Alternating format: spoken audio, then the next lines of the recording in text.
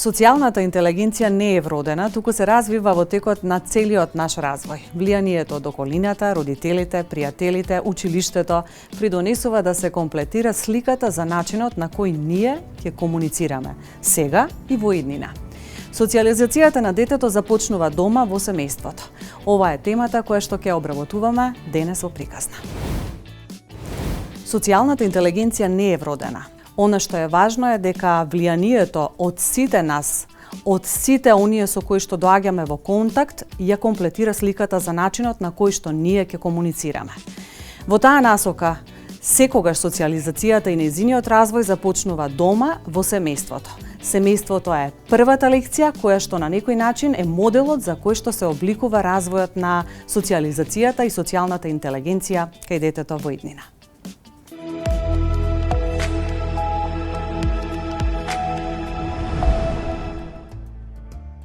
Сите ние сме социјални битија, комуницираме, се дружиме, соработуваме, но може да бидеме и во конфликт, па дури и со тие кои не сакаат или ги сакаме. Начинот на кој што комуницираме со лицата од нашето опкружување, колку умешно се снаоѓаме во интеграција со другите, е дефиниран од степенот на нашата социјална интелигенција. Социјалната интелигенција не е вродена, туку се развива во текот на целиот наш развој. Влијанието од околината, родителите, пријателите придонесува да се комплетира сликата за начинот на кој што ние ќе комуницираме сега, но и во иднина. Социјализацијата на детето започнува дома, во семејството. Дефинитивно семејната средина е основата, базата, клетката за развој на секоја една личност и иако родителите можеби не секогаш го знаат тоа, но ние многу убаво тоа можеме да го процениме и знаеме некогаш кога нешто не функционира, каде е сето тоа и која е причината за одредено однесување кај некое дете. Родителите се првите личности со кои децата комуницираат, градат односи и од кои учат како да се однесуваат. Затоа, улогата на семејството во развојот на социјално интелигентна личност е од непроценливо значење. Најпрво е учењето по модел, родителите се тие кои се најповикани на детето уште во период на доенче да му помогнат на еден начин да научи да ги препознава емоциите и чувствата и кај себе и кај другите. Децата најмногу учат од моделите. Родителот и мајката и таткото се првите возрастни модели, фигури во животот на детето и не случајно ние имаме една македонска поговорка која што многу ми се допаѓа, а тоа е круша под круша паѓа. Децата ги прифаќаат моделите на однесување на нивните родители. Ако родителите се агресивни во комуникацијата, не ги почитуваат мислењата на другите, децата ќе го прифатат таквото однесување. Она кое што детето ќе го гледа во семејството, веројатноста да го имитира тоа понатаму во своето семејство е многу поголема, освен ако во некои екстремни случаи детето не донесе одлука дека јас нема да бидам како мојата мајка, јас нема да бидам како мојот татко.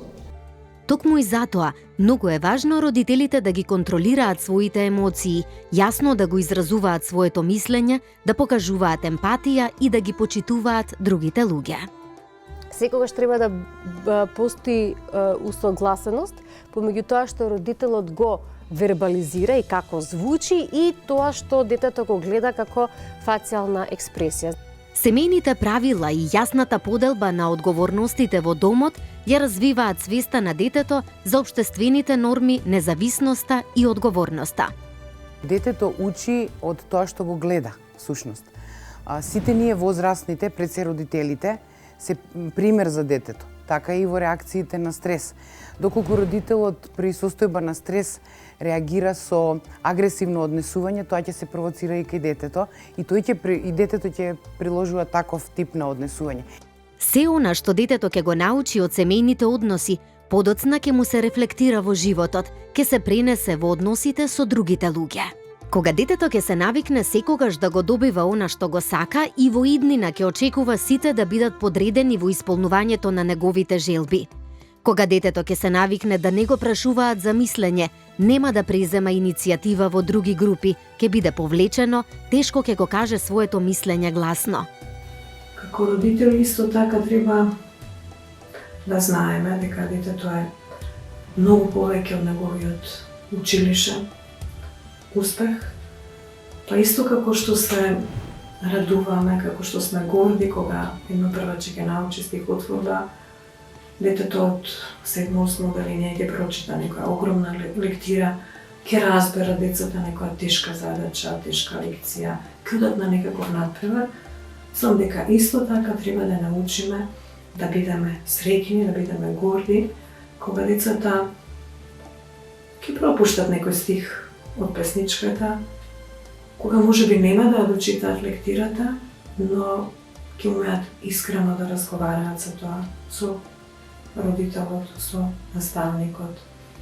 Кога нема да се срамат да побараат помош, наистина кога им е потребна, кога ќе се засрамат од некоја своја недолична постапка, ќе се смират со другарчето со кое се скарале пред некој ден, самостојно ќе напишат домашна чиракопис, можеби не е краснопис, ама е подобар од оној вчерашниот. Мислам особено кога ќе седнат до детето кое е само во паркот, само во некоја последна клупа, кога ќе се сноѓаат во оние секојдневни, училишни, оделенски, малски будори. Не постои совршен родител, а ни децата не сакаат совршени родители. Прво треба да видиме дека ние сме зависни од децата. Значи, ние имаме зависност од децата. Замислете како би било кога јас би живеела и јас сум заложник за среќа, нели? Ако јас морам да бидам добар за моите родители да бидат среќни, нели? Морам да бидам одличен, и цело време сум под стрес, дали јас ќе ги задоволам очекувањата, затоа што ако јас не ги задоволам очекувањата, моите родители ќе бидат несреќни. И ние на тој начин некако ја гасиме својата автентичност и влегуваме, односно јас се чувствувам виновен секој пат кога ќе бидам човечко битие, нели? Ние бараме од децата да бидат, нели, да бидат постојано добри, да не бидат мрзливи, да постојано да не почитуваат, па и никогаш да не навредат нешто, нели, да? А ние што правиме? Ние дали сме такви? Дали ние постојано се однесуваме кон нив така? Дали ние сме совршени? Не. Зашто не им дозволиме на децата да бидат човечки битија? Затоа што секој во одреден момент, она што е битно е што се случува кај детето, и детето има одредено однесување. Меѓутоа тоа однесување нешто покажува. Јас не викам дека секогаш мора да биде позитивно тоа однесување. Има некогаш негативно однесување, има некогаш децата се анксиозни, поминуваат некои депресивни периоди, поминуваме и ние. Меѓутоа најдоброто нешто кое што ние како родители можеме да го направиме, кога ќе се случи такво нешто, да се прашаме како јас тоа во себе го препознам. Ами можеби ќе најдеме својата анксиозност, својата депресија, својата невиденост, ќе најдеме својата потреба својата осаменост, нели, своето чувство дека не сме сакани, дека не сме вредни. И ние постојано децата ги гледаме како некои трофеи кои што ќе го правдаат нашиот живот и ќе го поправат она кое што, нели, ние не сме можеле да го направиме. Секоја родителска грешка е можност за ментално зацврстување, а тоа значи отворено да му покажеме на нашето дете дека и од неуспехот може да се извлече поука. Родителите треба што повеќе да им даваат на децата простор за да развиваат самоконтрола, наспроти онаа контрола која премалку ја спомнав.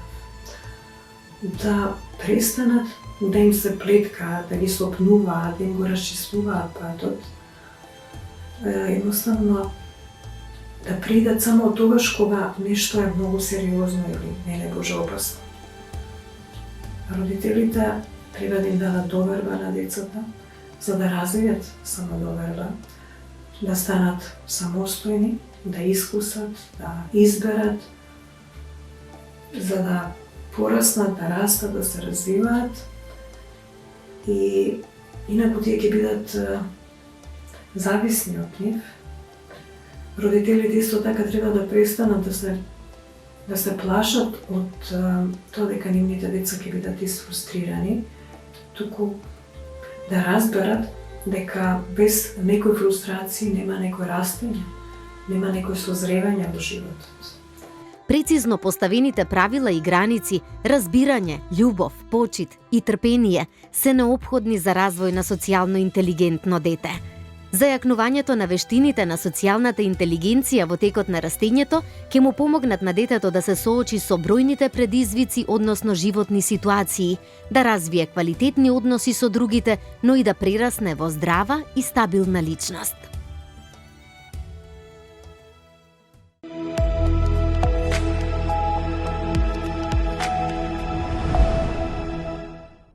Што значи социјалната интелигенција? Што представува?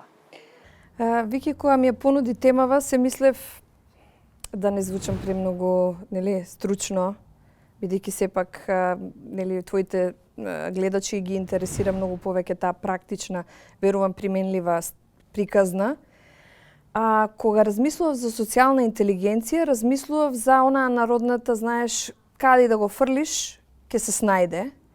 Така јас сакав да искористам ова, нели, изрека како почеток, затоа што јас некако така ја гледам социјалната интелигенција како способност да многу добро се познаваме себе си, а и другите, и воглавном да не се плашиме од другите, да ја имаме слободата и можноста да комуницираме со другите и да не се ограничуваме во какви различни контексти и системи сме вклучени, да чувствуваме слобода на комуникација, слобода на изразување, а при тоа и знаеме да ги процениме, нели, на некој начин врските, карактеристиките на тој систем, нели, да се обидеме да се прилагодиме, да се адаптираме и да на некој начин и самите бидеме променети како резултат на таа комуникација.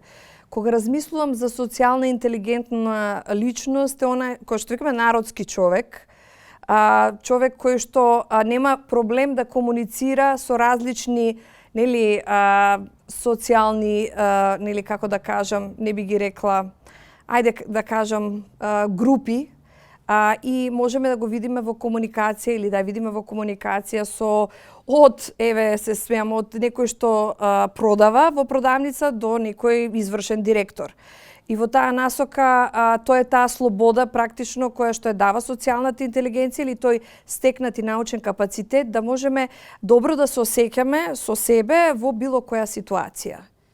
Колку социјалната интелигенција влијае на нашиот развој и при тоа може да ни помогне да се справуваме со одредени конфликтни ситуации? Во принцип, социјалната интелигенција, нели, на некој начин капацитетот да соодветно се справуваме со конфликтните ситуации, да не избегнуваме конфликт по било која цена, но сепак да му пристапиме на конфликтот како еден вид на можност за раст, развој, на кризата како еден вид на предизвик и како можност за растење. Значи, конфликтот не е нешто што треба да бегаме, туку конфликтот е нешто од кое што можеби растеме, се менуваме наша перспектива, се движиме, така да во таа насока би рекла дека социјално интелигентниот, нели, човек има развиено добри стратегии и начини како да адресира одредена конфликтна ситуација, воопшто не се воздржува и да го донесе непријатното и нелагодното во контактот, но сепак има контрола и се познава себе си и своето однесување. Од ова што јас разбрав, социјалната интелигенција може и да не биде вродена, но може да се развива. Во таа насока, колку е таа значајна во развојот на децата?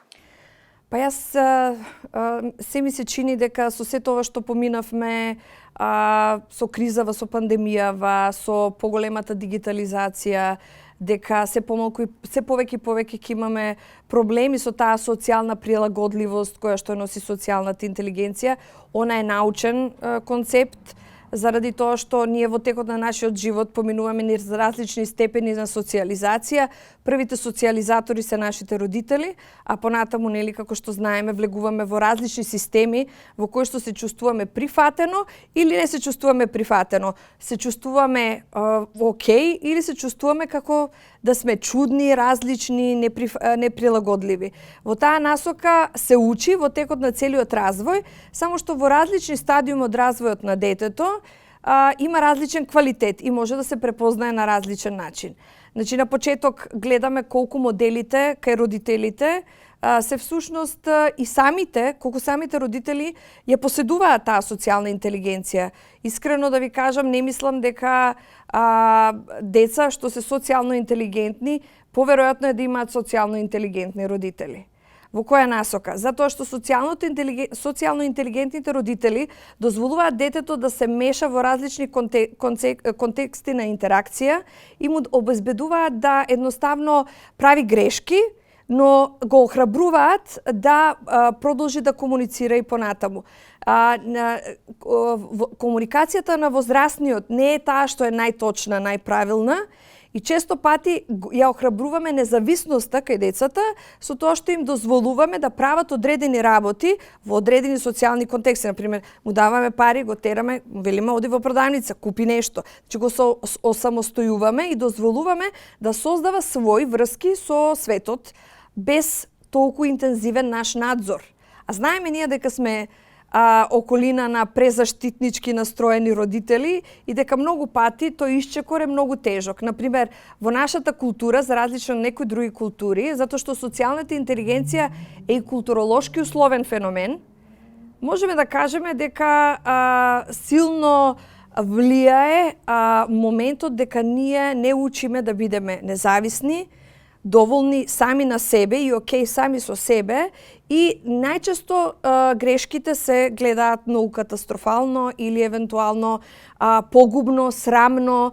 Многу често сме дел од култура која критикува, во која што постои чувство дека другите, не знам дали ти, ама јас живеев во фамилија во која што другите беа многу побитни од мене самата. Долго време така беше. Нели? Па и уште има траги некој, знаеш, онака трај, кјути, нели другите се побитни, што ќе кажат другите, и сите ние тука се затвараме и воопшто не комуницираме нели понатаму и не пробуваме на кои се начини можеме да стапиме во контакт со другите.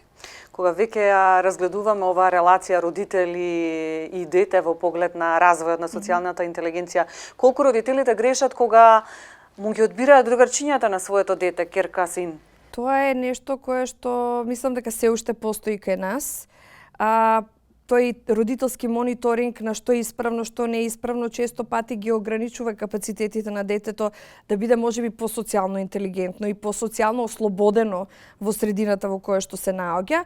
Често пати ги бираат, не секогаш експлицитно, понекогаш и имплицитно, со тоа што нели изгледа како да не влијаат, ама всушност по изразот на лицето, по начинот, по тонот со кој што разговараат со тие другарчиња, изгледа како да не ги сакаат, како да не ги бендисуваат, како да воопшто не им се допаѓаат. И детето, мислам, младиот човек се паметни битија. Тие веднаш разбираат и сваќаат дека тука нешто не е во ред. Не мора да им кажеме ние експлицитно кои правила на игра постојат. Нели, правилата на игра се правилата кои што ги поставуваат родителите, а децата само ги прифаќаат и се раководат според нив. Може ли да се работи со родителите со цел да се укажат на некои грешки кои што во иднина може да нанесат повеќе штета во тој развој на социјалната интелигенција кај децата, со цел да се, ако се утврди дека постои нешто во поглед на таа насока погрешно, да се смени со цел да имаме добробит, односно здрава личност која што во иднина ќе биде социјално активна? Еден од начините на кој што, например, ние како родители можеме да ги стимулираме тие социјални вештини е да не го спречуваме детето да го направи таа иницијатива, тој чекор во средина во која што се чувствува охрабрено и сигурно да го направи, тоест да не го спречуваме да го повлечуваме кон себе си, као тоа не е добро, тоа е страшно, нели врати се назад. Јас најмногу работам практично со родителите. Кога родителот се менува, многу лесно се менува и детето. Посебно забележителна е таа родителска контрола и тој филтер родителски во младост, посебно кај младите денес. Затоа што тука се јавува еден бунт кон таа контрола што родителите ја ставаат и од една страна е добро да се бунтуваме, нели, за да си ја добиеме слободата, од друга страна постои едно големо незадоволство од тоа што родителите не ме разбираат, не сваќаат во какви средини сакам да се движам. Например, ќерката одлучила дека сака да слуша метал и сега она по дефолт се дрогира, се пијанчи, оди на места во кои што е лесно заводлива. Мислам, замислете, цел незин карактер е отсликан од родител кој што не знае и нема никакво искуство за собственото дете, туку само проектира некои стравови и некои ограничување. Ние во суштина сме многу несигурни родители. И кога сме несигурни родители, нели, имаме поголема контрола и често пати не ги забележуваме капацитетите и квалитетите на детето за така поотворено социјално да комуницира со она што му е, со оние кои што му е потребно. Каква е улогата на училиштето? Училиштето после семејството претпоставувам дека е следниот во тој триаголник на развој на социјалната интелигенција кај децата. Колку наставниците, колку соучениците може да бидат морална вредност во поглед на тој развој? Јас мислам дека треба да се воведат многу побитни, значајни предмети и ајде да кажам насоки во развојот, во социјалниот развој на децата, не само социјалниот, психичкиот, емоционалниот развој, затоа што социјалната интелигенција оди рака под рака со емоционалната интелигенција и во суштина и двете интелигенции се однесуваат на една интерперсонална комуникација, однос, доверба, сигурност што имаме едни во други. Воопшто не се работи на тие сегменти. Во принцип, нашето образование е поставено да не потикнува изразување на сопствено мислење. Например, секое мислење кое што е вон тоа што треба да се каже, наидува на голем отпор, дури и на исмевање од страна на самите наставници, а да не зборуваме од страна на другите деца, само го следат тоа однесување. И во суштина ние гледаме многу пасивизирани и многу демотивирани деца. Кога има многу пасивизирани и демотивирани деца незаинтересирани да остварат, да одржат социјален контакт, да останат отворени за различностите на другите, значи дека нас емпатијата, сочувството многу ни страда. Но тоа не е нешто што го имаш или го немаш, тоа е нешто што се развива. И првите што го развиваме, например, сигурно дека децата кои што учат со емпатична учителка, со учителка која што дава простор секое мислење да се каже, да се изрази, дава простор за критично размислување кај децата, да не се согласи со нешто, сигурно дека има позадоволни деца отколку учителка која што смета дека така треба да биде и нема разговор понатаму. Значи, овие генерации на деца и млади бараат разговор. Ние не можеме со нив да завршиме со моментот така треба, така јас велам и тоа е тоа. Значи, бараат многу поинаква стимулација. И баш поради тоа училиштето мора да обезбеди простор за слободно изразување, да треба да обезбеди вештини за критичко размислување, воедно вештини за изразување на сопственото мислење, разрешување на конфликти, развој на емпатични вештини, работа во тимови, во групи и на некој начин теми кои што се од интерес на младите, а не теми кои што се од интерес на образовниот систем. Би сакала да искористам во таа насока технологијата, дигиталните алатки. Колку тие влијаат на развивање на социјалната интелигенција на еден подруг начин? Па дефинитивно долго време се смета дека со поинтензивно користење на дигиталната технологија дека децата практично ќе им се намалат капацитетите или ќе се намали таа социјална интелигенција. Во дадени случаи да, при компулсивно користење на новите технологии, при користење со цел да се, како да кажам, да се компензира оно што ми недостасува во реалното, да се компензира со оно што е тука присутно во онлайн средината, во тој случај да, многу лесно може да се практично технологијата да го зацврсти само тој момент на изолација на детето во свет во кој што многу полесно му е да комуницира, да биде, да комуницира на различни начини. Од друга страна, онлайн комуникацијата обезбедува нови начини на комуникација помеѓу младите.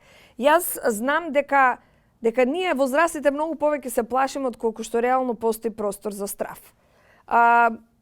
Кога заврши пандемијата, многу се плашеа дека нивните деца ќе останат дома и дека нема да продолжат да се социјализираат. Она што се случи дека кога заборавивме на пандемијава, децава, младите, еве отидете видете, значи каде се дружат, сигурно не седат пред компјутерите, сигурно не е постојано, они го користат тоа за комуникација, ама сепак постои, тоа пак се користи како медиум за нивно организирање. Дали организирање во однос на некои акции, активизам, некој младински, борба за, нели сега се они многу екологисти, значи некои идеи нивни кои што се битни да протестираат, да кажат со што не се согласуваат. Онлайн медиумот им го обезведува тоа како можност. Тоа значи и нивна организација, побрза организација, здружување. Ја не гледам тука што е тоа толку страшно, искрено. Можам да кажам само дека се менува начинот на кој што се постигнува тој ефект на социализација за разлика од претходно. А ние секогаш ги споредуваме работите со претходно. Како било во наше време, како е за нас најдобро, значи пак е позицијата на возрастниот. Прашате младиот дали всушност се случува, дали нешто пати, страда, се изолира, ќе видите дека дете кое што има развиено круг на нели на познаници, peers, со кои што врсници со кои што комуницира, не го осеќа тоа така. Значи не е дека се изолира, не е дека се дрогира со тоа што седи дома и гледа. Сепак, кога станува збор за кога нема баланс помеѓу реалното и онлайн, кога гледаме дека детето се губи во таа смисла, дека не комуницира, воопшто не е респонзивно, тогаш на вистина мораме да се запрашаме што се случува. Но и да не постоеше технологијата, веројатно ќе ги имав истите проблеми со деца кои што се изолираат.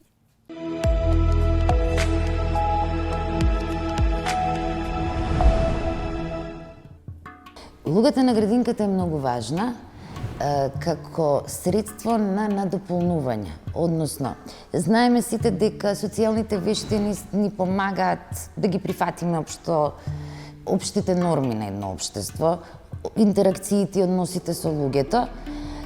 Значи, градинката представува еден сегмент во остварувањето, односно градењето на тие социјални навики, представи, поими, што се специфични кај помалите деца и затоа ние имаме низа активности со кои што ја подобруваме таа социјална интелигенција, ја развиваме емоционалната отпорност кај децата, бидејќи за полесно прифаќање на нормите, децата мора да се препознаваат себе си, да ги препознаваат своите чувства, да знаат да ги искажат. Истовремено мора да ги научиме и како да ги почитуваат тугите чувства. Возраста кај предучилишните деца една специфика, поготово кај помалите дечиња, се егоцентрични и светот го гледаат само низ своите очи. Првиот основен сегмент е семејството. И многу, може одма да забележиме, ако во семејството постојат добри односи и релации, ако навистина на детето му се обрнува внимание и правилно е запознаено со односите и интеракциите, ако навистина е запознато со средината и нормите кои што се општо прифатливи, тука само ги надоградуваме. Во градинката пак организираме активности, значи, особено кога децата се ведри расположени. Значи, правиме ситуации преку символички игри, читање на приказни. Ги ставаме децата во ситуација да размислуваат, односно да решаваат некои проблемски ситуации. Што би било кога би било? Односно, ја читаме приказната, децата не се пасивни слушатели на приказната, него ги потикнуваме да размислуваат како сега би го решиле проблемот. Односно, како да ја решат таа конфликтна ситуација, да го почувствуваат. И потоа, преку тие символички игри, ги вежбаме и ги зголемуваме нивните компетенции. Во тој случај разговараме. Значи, многу разговараме и се трудиме, значи, да го стигнеме нивото на разговор да можат да не разберат. Значи, да не биде само тоа штуро кажување, не смееш да го правиш тоа, не е добро да го правиш, него баш ги објаснуваме причините, односно, зошто го направи тоа, како се чувствуваш сега, како се чувствува твоето другарче, дали мислиш дека така можеме да постапуваме, ако тебе некој те удри, Како ќе се чувствуваш ти? Ги поттикнуваме, значи, децата да размислуваат, за да можат да ги решат самите тие ситуации. Градинката е место каде што детето станува социјално се развива, се надоградува. Секое дете кое што има развиена самосвест, кое што е самоуверено, кое што верува во своите можности и потенцијали, е спремно да појде на училиште.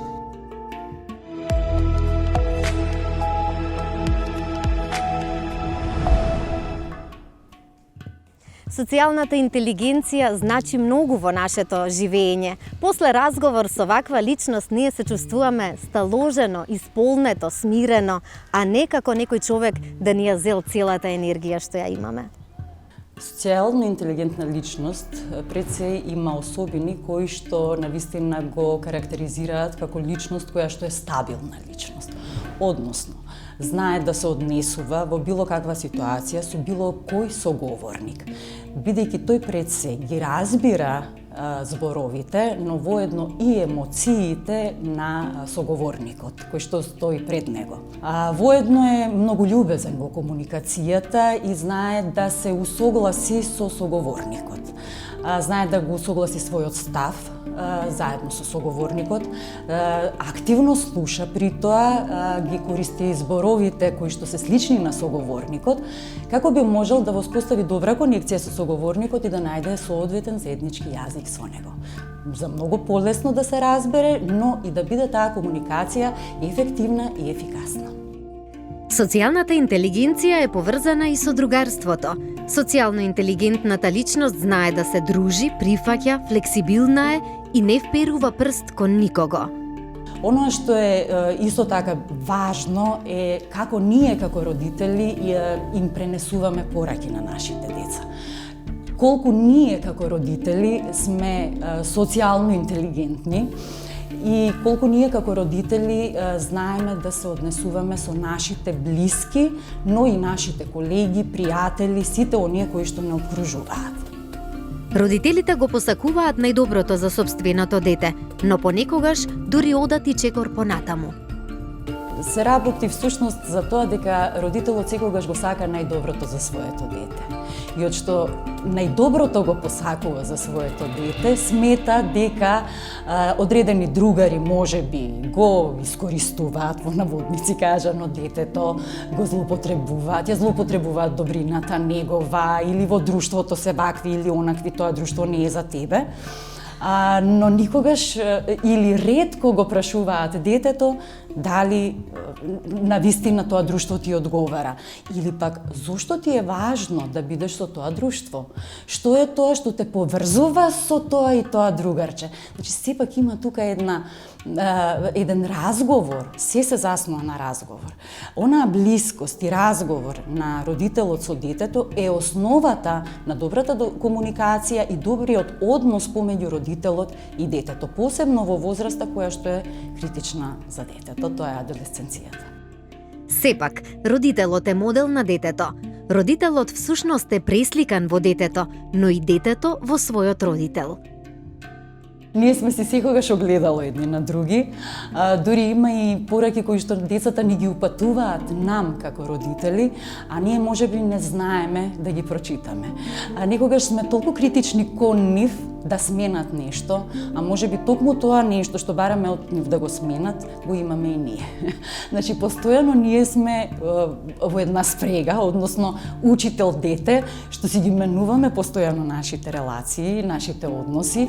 Треба будно да го следиме тој дел, да знаеме всушност која е пораката која му ја упатуваме на нашето дете и што е тоа што ние сакаме да го смениме кај детето и што би било можеби тоа кај нас што би сакале да го смениме. Така да секогаш кога поаѓаме и кога воспитуваме дете, треба да бидеме онаков модел како што сакаме да биде нашето дете.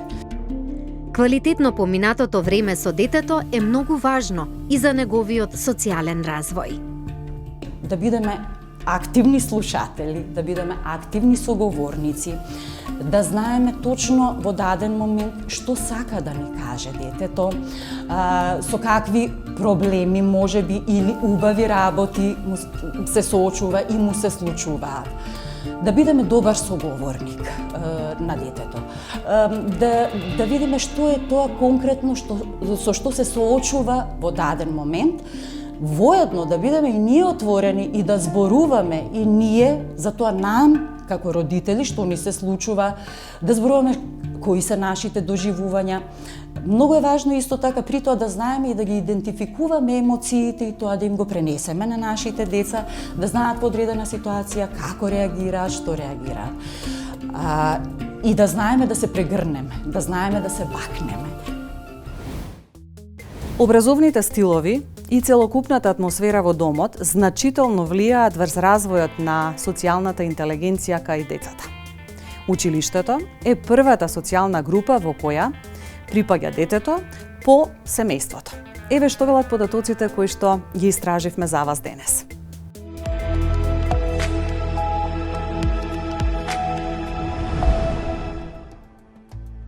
Образовните стилови и целокупната атмосфера во домот значително влијаат врз развојот на социјалната интелигенција. Семејството во домот, паралелката во училиштето, тоа се навистина ресурси кои возможуваат развој, меѓу другото, и развој на социјалната интелигенција. Преку различни искуства и активности, соврсниците, наставниците и родителите, децата развиваат чувство на припадност кон одредена група, ја согледуваат важноста на поддршката, учат како да ги решаваат конфликтите, што им овозможува да изградат сопствен идентитет и да преземат нови улоги и одговорности. Сите ние, јас сум исто родител, имам дете, моето дете одеше во градинка, оди на училиште. Јас не викам дека сум совршена, никој не е совршен, нели? Меѓутоа ние е потребно прво како родители, како воспитувачи, како наставници, како некои што работи со деца, постојано да се будиме, да се развиваме на тоа поле и да сваќаме што е во суштина, што е наше, кои се децата, што е на децата, значи кои се децата, кои сме ние. И тоа беше причината поради која што ме потикна малце повеќе да се посветам во училиштата и во градинките, особено во училиштата каде што постои доста зголемено, особено со пандемијата, врсничкото насилство, постојано нели живееме во колектив каде што доминира срамот и вината за секои конфликти, како реагираме ние на конфликтите. Им викаме ако те удри врати му и ти, немаме подлабоко разбирање, нели ако некој погреши, ако направи нешто, веднаш е казнат. Училиштето е првата социјална група во која припаѓа детето по семејството. За разлика од атмосферата дома, во училиштето има јасно дефинирани правила на однесување, општествени улоги и очекувања. Кога детето ќе тргне во училиште, почнува да го проширува кругот на познаници, да запознава други деца од различна возраст и да го приспособува своето однесување на групата. Можам да кажам еден едноставен пример.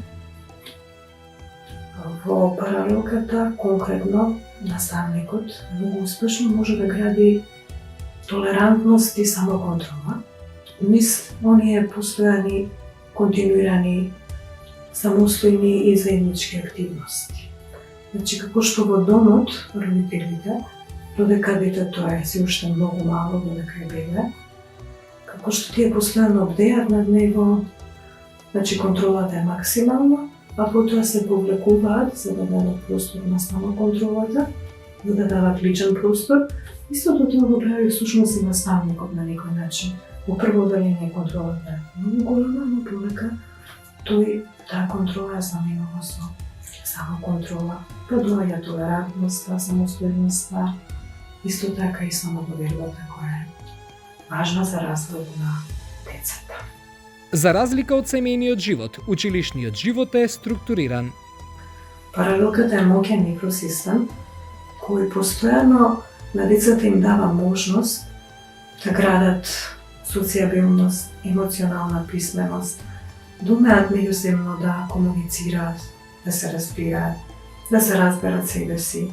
Значи да градат социјални компетенции и низ секојдневните искуства, одлуки, релации, избори што ги прават, тие социјални компетенции всушност да се зајакнуваат, да се вежбаат, усовршуваат. Ова овозможува нешто друго, а тоа е децата да успеваат да се челичат, да градат резилиентност и на тој начин да можат во иднина да се справуваат со надворешните стресови и предизвици. Во училиште, децата се соочуваат со бројни предизвици кои им помагаат да станат независни, одговорни и внимателни.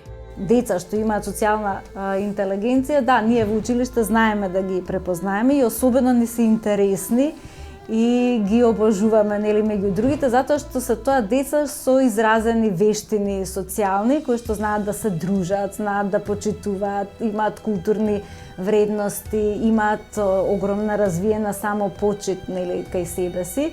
Јасната училишна структура ги учи децата да ги одложуваат своите потреби, да ги контролираат своите емоции и да ги изразуваат своите мислења на соодветен начин.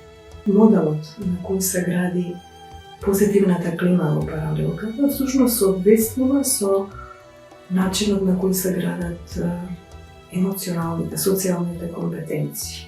Че тоа е едно безбедно окружување, потоа процес во кој децата се учат на почитување, соработка, асертивна комуникација, решавање проблеми. Наставникот постојано е фокусиран на системот, значи на паралелката и на индивидуата, на ученикот. Ќе се познава сите негови силни и слаби страни. И тоа е всушност можност кај тоа дете да се градат знаења, умења, ставови, нешто така и социјални компетенции, исто така и индивидуална резилиентност. Сите тие работи се еден пакет. Се е тоа многу поврзано. Че знаењата не се пресудни, не се некогаш најбитни и всушност ние знаеме многу примери во животот кога луѓе со многу знаење, професионално знаење, можеби не се толку исполнети и среќни во животот, затоа што не развила, например, некакви социјални вештини, затоа што можеби не успеваат да соработуваат со колегите или не успеваат да се справат со некаков неуспех кој им се препречи на патот. Преку училишните активности младите учат тимска работа и развиваат комуникацијски вештини во група. Особено се трудиме во наставните активности да дојдат до израз, затоа што тука, кај во наставните активности, децата ги развиваат овие вештини. Проектите кои што сакаме, нели, да се присутни во училиштето, ги вклучуваме децата во сите можни проекти за кои што ќе дознаеме и постои борба и меѓу наставниците и нас да прибереме колку што може, нели, на секаков начин да се вклучиме во проекти за да можат овие деца, нели, на оваа возраст да ги развијат тие социјални вештини. Затоа е многу важно наставниците да негуваат различни форми на работа на часот, да поттикнуваат позитивна клима во училницата, толеранција и меѓусебно почитување.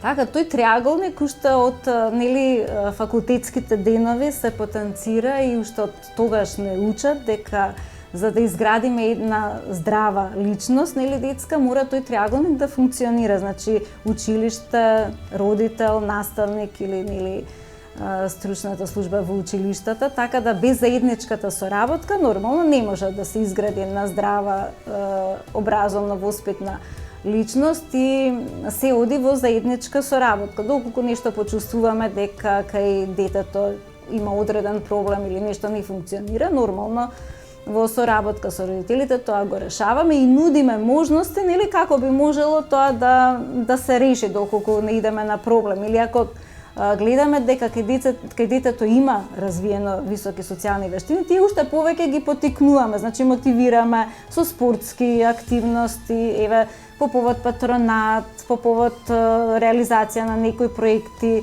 велами надвор од училиштето, така да детето уште повеќе спознава колку се неговите вредности големи и ја градиме неговата самодоверба уште повеќе. Покрај директната и насочена работа на развојот на социјалната интелигенција, таа се развива и преку наблюдување на другите. Децата учат по модел, гледајќи ги наставниците, постарите ученици или врсниците. Ова значи дека наставниците мора да бидат доследни, односно дека сите правила и принципи треба да важат за сите. Ако им дозволат на некои ученици да ги прекршат правилата или ако и самите го прават тоа, не може да очекуваат потоа децата да бидат дисциплинирани. Влијанието на дигиталното време не сме